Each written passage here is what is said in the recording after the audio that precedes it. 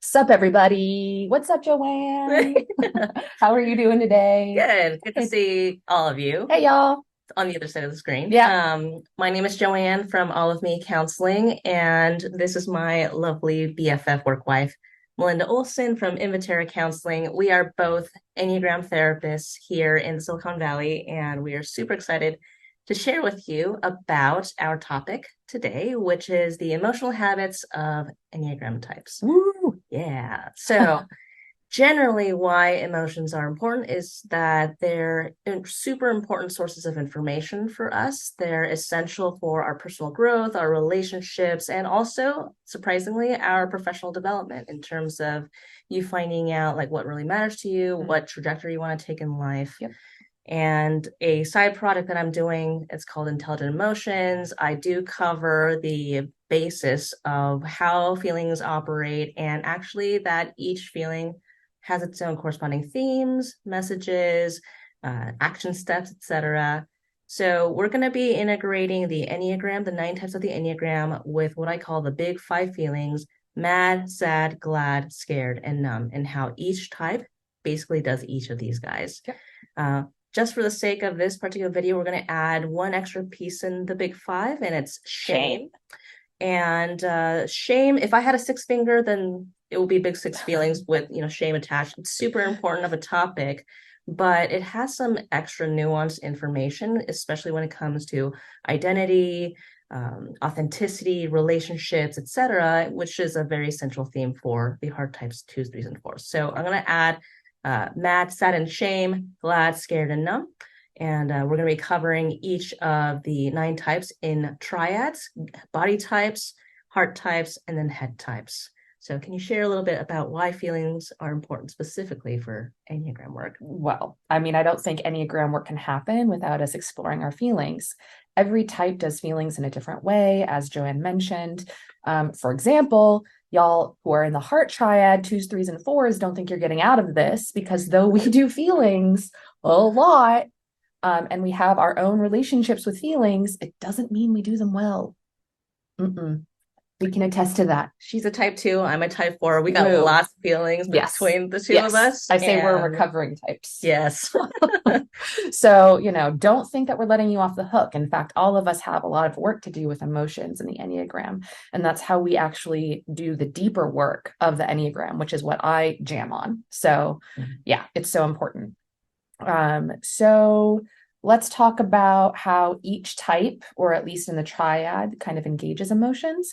And what we've found is that either there's one type that either overdoes the emotion, there's a type that underdoes the emotion, and then there's a type that has a conflicted relationship with the emotion. And internally, that can feel like a chaotic relationship with emotion. So if we think about the heart triad, right, and we talk about sadness and shame, right? So we have 4s that overdo sadness and shame.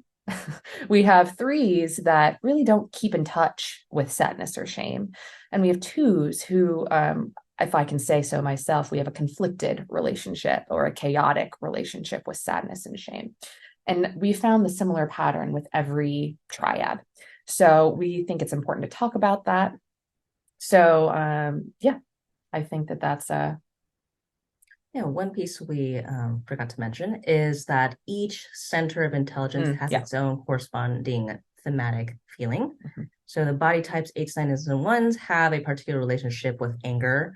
Heart types 2s, 3s, and 4s have a particular relationship with sadness and shame. Mhm. Head types 5s, 6s, and 7s have a particular relationship with fear. And as Melinda mentioned, one of the types in that triad overdoes the feeling, one underdoes it, and the other one tends to have a complicated mixed relationship. Absolutely. And then actually things can get even a little more complicated when we add in instinct and subtype. So everybody has an instinct or subtype. You might already know about that as you've engaged Joanne and my, other materials and resources around that. But what we've found is that self-preservation instincts tend to, if we're talking about the big 5 emotions that Joanne mentioned, they tend to favor scared or numb as emotions that they tend to go to automatically. And this is despite type, like your core type. Social instincts tend to overdo maybe sad or shame. Shame actually being an emotion that's associated with social situations, right? That's kind of developed in this, like in society, right? And then we have the sexual instinct, which tends to favor, if I do say so myself, as a sexual instinct, the glad and mad, which are kind of on opposite ends of the spectrum. We tend to go back and forth. But both very vibrant and expressive Yes, feelings. yes. Self-preses tend to shut down and be more internal. Social instincts tend to be more external but diffused as they try to kind of engage and fit in to the larger social context.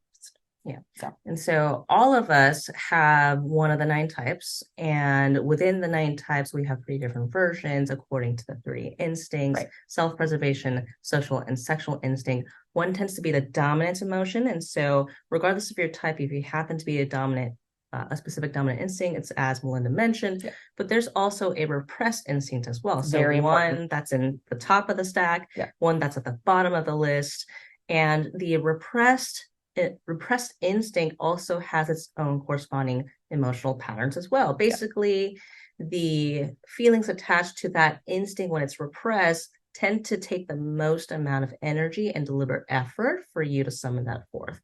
And just to kind of give you an example, Melinda and I, we're different types, but also our instincts are the exact opposite. So sometimes just, between our 2 stackings, because of the opposite, she tends to be really good at what I suck at, and then vice versa.